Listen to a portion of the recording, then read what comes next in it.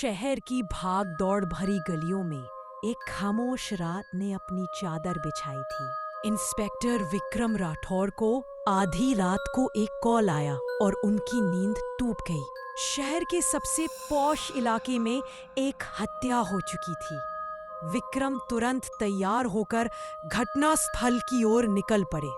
जब वे वहां पहुंचे तो पुलिस की गाड़ियां और एम्बुलेंस पहले से मौजूद थी।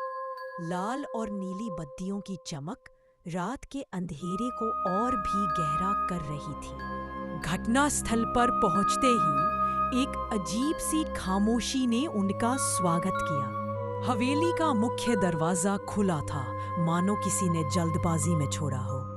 घर के बाहर रखे गमले इधर उधर टूटकर बिखरे पड़े थे।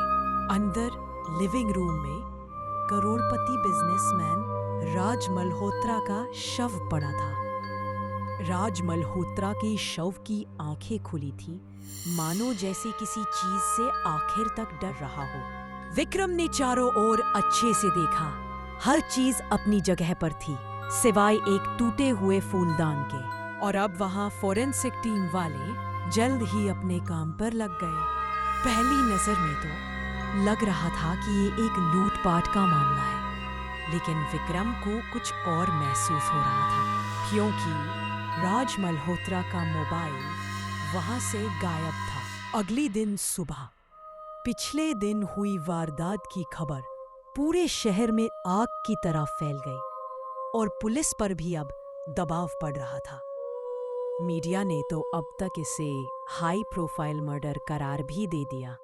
विक्रम ने राज के ऑफिस के स्टाफ और परिवार से पूछताछ करनी भी शुरू कर दी। राज की पत्नी निशा सदमे में थी और कुछ खास बता नहीं पाई। राज का बिजनेस पार्टनर समीर हमेशा की तरह शांत और संयमित दिख रहा था, लेकिन समीर की आंखों में विक्रम को एक अजीब सी चमक और खुशी दिखी। कुछ दिनों की जांच के बाद विक्रम को एक क्लू मिला, और वो क्लू था राज मल्होत्रा का एक पुराना दुश्मन जो आज एक गैंगस्टर बन चुका है, जिसका नाम भेड़िया था।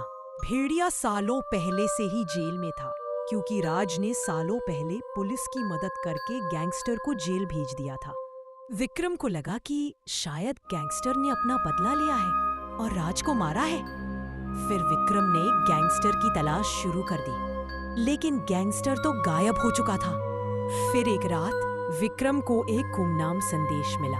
संदेश में सिर्फ एक पता और एक समय लिखा था।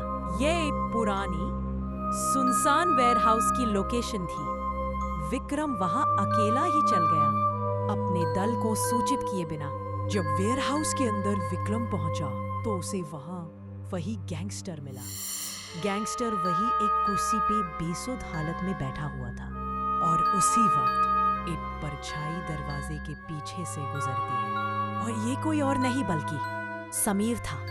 समीर वहां पहले से मौजूद था, और समीर ने ये स्वीकार किया कि उसने ही राज को मारा था, क्योंकि राज को पता चल गया था कि समीर उसके कंपनी के पैसे का गबन कर रहा है। फिर समीर ने सोचा कि क्यों ना राज के पुराने दुश्मन से ही राज की हत्या करवा दी जाए और उसे ही फंसाया जाए, जिसके बाद उसने गैंगस्टर को फंसाने की कोशिश भी की थी। पर अफसोस, समीर अपने मकसद में कामयाब हो न सका, और तभी गोली चलने की आवाज आती है,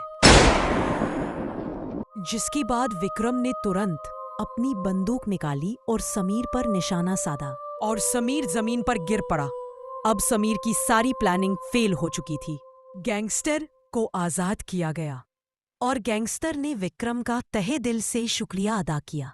शहर ने राहत की सांस ली, क्योंकि एक और रहस्य सुलझ गया था। लेकिन विक्रम यह अच्छे से जानता था कि हर अंधेरे कोने में एक नया रहस्य उसका बेसब्री से इंतजार कर रहा है।